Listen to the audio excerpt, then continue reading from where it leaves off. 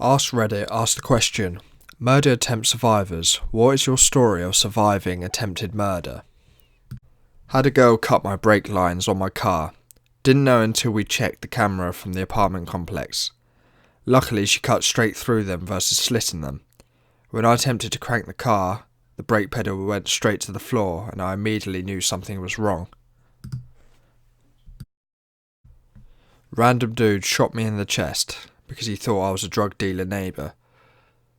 My neighbour was 6'3" and black, and I'm 5'11" and white. Jokes on him. What he got were a few cigarettes, some pocket change, and 35 years on attempted second-degree homicide conviction.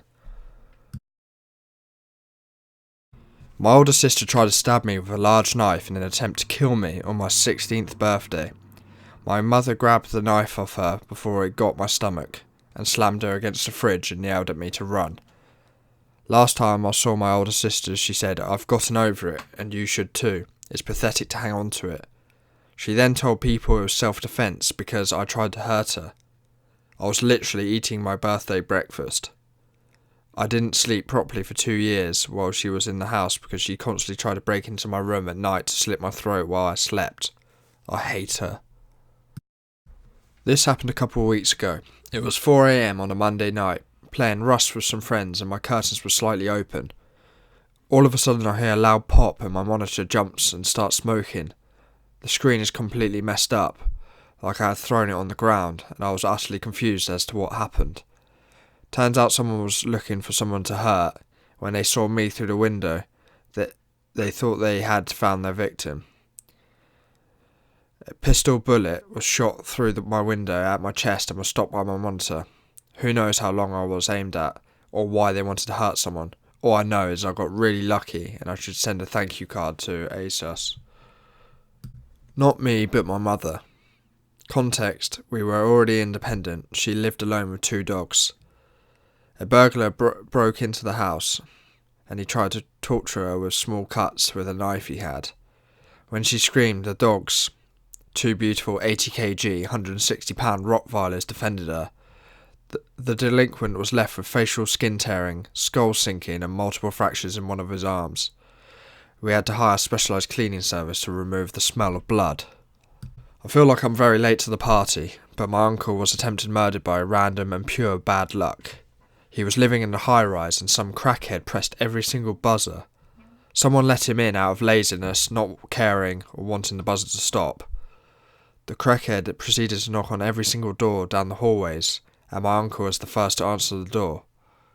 The crackhead pulls out a pair of scissors and plunges them into his throat. The crackhead then nonchalantly walks out of the building and says to a passing couple, "You should probably call the police because I just murdered someone." He was picked up very quickly and my uncle survived for a year or 2 before his epilepsy killed him. Edit, in addition, it was a very small world as my uncle went to school with this crackhead 30 years earlier and knew his name to identify him. Not that they needed any more evidence in the case. I delivered a pizza to a house just outside the city. On the way back I stopped to help a car that pulled over in front of me with the hazard lights on. I pulled up beside them and thought it was weird that nobody rolled down the window or made any kind of contact with me for around 15 seconds. The passenger then jumped out the side of the car yelling that they needed help as he made his way toward my car. I thought something was weird about this as I started to pull away. Before he could get to the passenger door, he began shooting at me. I ducked my head after the first shot entered through the back window and embedded my passenger seat headrest. Another shot entered through the rear window, while the other 3 only hit the outside metal parts of my car. He missed altogether with another shot. I remember being sure I was about to die as he fired more shots at me. I was very surprised that it wasn't panicky. It was just like, oh, I guess this is it. Turns out it was a plot to rob me. The pizza was ordered and the guys were stationed down the road to intercept me. They knew who I was and they knew that I would be able to recognise them.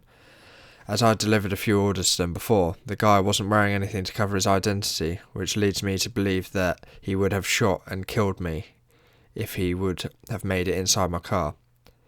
By the next morning they all had been arrested. The shooter was found guilty of attempted murder and sentenced to 40 years in prison.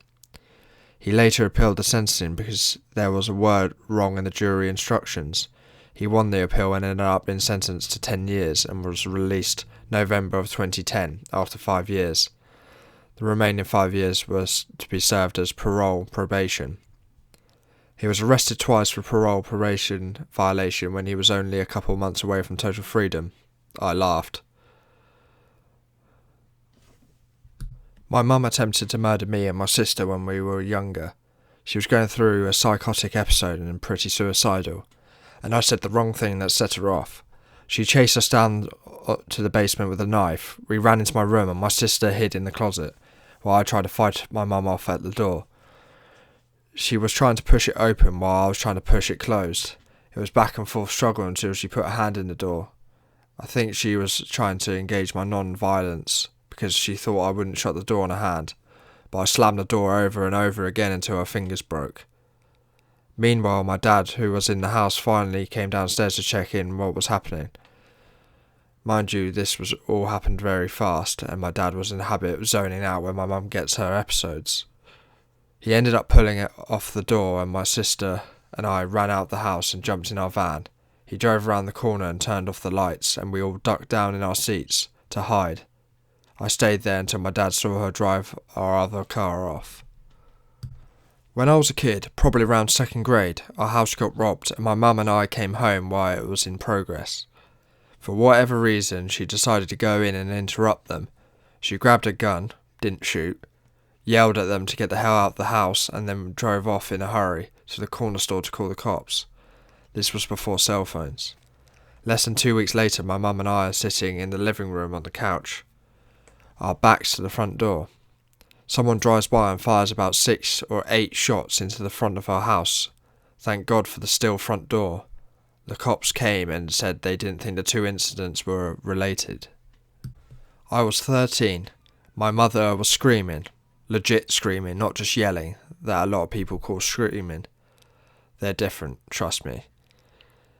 At me because I made a tuna sandwich for lunch and didn't make one for her. She was a courier and I never knew when she would be home and when she wouldn't. These were the days before everyone had a cell phone. And she frequently bought lunch on the road. I was done with lunch before she got home and she still flipped. I was selfish, a horrible daughter, etc. Anyway, as she was screaming, I was backing away from her until I pressed against the sink cabinet. She kept coming towards me. I swear to God, before I knew what was happening or could register, she had the scissors out of the knife block in her hand. And she was still coming towards me, scissors pointed directed at me. I screamed bloody murder. My brother came rushing out of his room, right off the kitchen, as she started swinging them at my throat. He caught her hand maybe 2 inches away from my skin, and she was coming at me with enough force that there was still some forward momentum for him to counter. If he had not been there, they would have been buried in my throat. To this day, she doesn't understand why I have nothing to do with her, and the closest thing I've ever received to an apology was, "I'm sorry, you're not over that." Yeah, she's since been diagnosed with a narcissistic sociopath. Imagine my utter lack of surprise. My neighbour stabbed me in the chest because I hit him over the head twice with a 10-pound weight to try stop him stabbing his wife. However, I'm fat and the knife didn't go through enough of my breast tissue to do any damages. Yay for being fat. He's still up for attempted murder though. My then husband and I were arguing, sitting side by side on the couch. Suddenly he grabbed me by the throat. I struggled to pry him off of me and fell off the couch. He then straddled me and continued choking me. I tried to get leverage, but he was 80 pounds heavier and 5 inches taller and I couldn't get purchase. I remember blacking out and feeling well, so this is it I guess. Not quite peace, but not fear. Came to gagging and coughing. Apparently me passing out scared him. He never apologised, and the marks took ages to fade. And yes, I left him later. I'll keep it short. Hanging out at my favourite bar around age 19, saw an old friend's band play. I was hanging out with another friend, Kevin, earlier. Kev is a big burly hockey player, so I hadn't been hit on by other dudes all night. But Kev had to leave for work the next day, so I was all alone near the night's end. Waiting for a tab alone at the end of the bar, an old man in a weird hat comes up to me. I'd seen him staring before during the show. "Hey sweetie, your boyfriend in the band?" "Yep, totally. I'm dating the drummer. Why?" "Go me, and good lie. I'm gonna fight him for you." He kept on with that train of thought. It took a little convincing to get the guy not to fight my not boyfriend. After a minute, he gets extremely irate, growls and stomps straight out of the bar. Weird, right? Turns out he'd roofied my drink an hour prior, when I was hanging out with Kevin. But Kevin and I swapped beers somehow. Kev nearly crashed his car on the way home, had to be driven the rest of the way as he got woozy, threw up in his yard before passing out in his own vomit, and his roommates had to carry him into the shower and shower him before bed. He was unconscious but alive for the next 16 hours, through 8 hours of his alarm clock beeping and through his whole work shift. He'd had just one beer.